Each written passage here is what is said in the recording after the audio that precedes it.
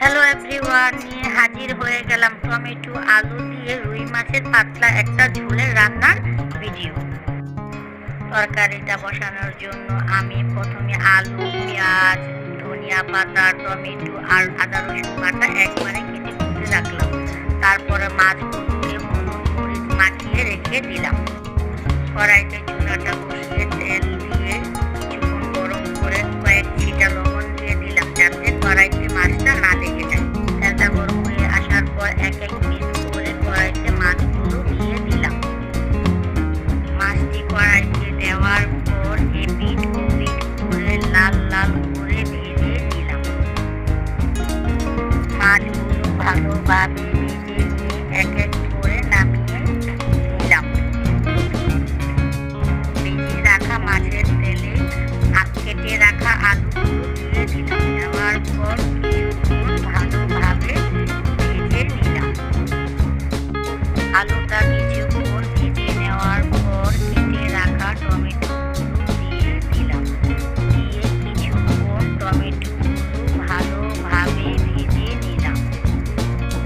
Tomato আর আলুগুলো ভালোভাবে ভেজে নিয়ে চুলা থেকে নামিয়ে নিলাম।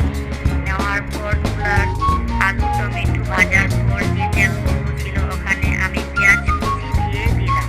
পেঁয়াজটা দেওয়ার পর কিছুক্ষণ পর ভালোভাবে নেড়ে ছেড়ে দিলাম। কিছুক্ষণ ভালোভাবে নেড়ে ছেড়ে নিয়ে পেঁয়াজটা লাল করে ভেজে নিলাম। নেওয়ার পর স্বাদ মতো লবণ দিয়ে দিলাম। লবণ দেওয়ার পর কিছুক্ষণ ভালোভাবে ভেজে নিলাম। দেওয়ার পর স্বাদ মতো রসুন বাটা দিয়ে দিলাম। দেওয়ার পর কিছুক্ষণ রসুনটাকে ভালোভাবে ভেজে নিলাম। মশলাটা কিছুক্ষণ কষিয়ে নিয়ে পরিমাণ মতো পানি দিয়ে দিলাম। পরিমাণ মতো হলুদের পাখি দিয়ে দিলাম। দেওয়ার পর মরিচের পাখি দিয়ে দিলাম। হলুদ মরিচের পাখি দেওয়ার পর পরিমাণ মতো পানি দিয়ে দিলাম। দেওয়ার পর ভালোভাবে নেড়ে চেড়ে মশলাগুলো কিছুক্ষণ কষিয়ে নিলাম। মশলাটা কষিয়ে নেওয়ার পর ভেজে রাখা আলু টমেটোগুলো কড়াইতে ঢেলে দিলাম। দিয়ে ভালোভাবে নেড়ে চেড়ে দিলাম। তারপর কড়াইটা ভালোভাবে ঢেকে দিলাম। আলু আর টমেটোগুলো ভালোভাবে কষিয়ে নিয়ে পরিমাণ মতো পানি দিয়ে দিলাম।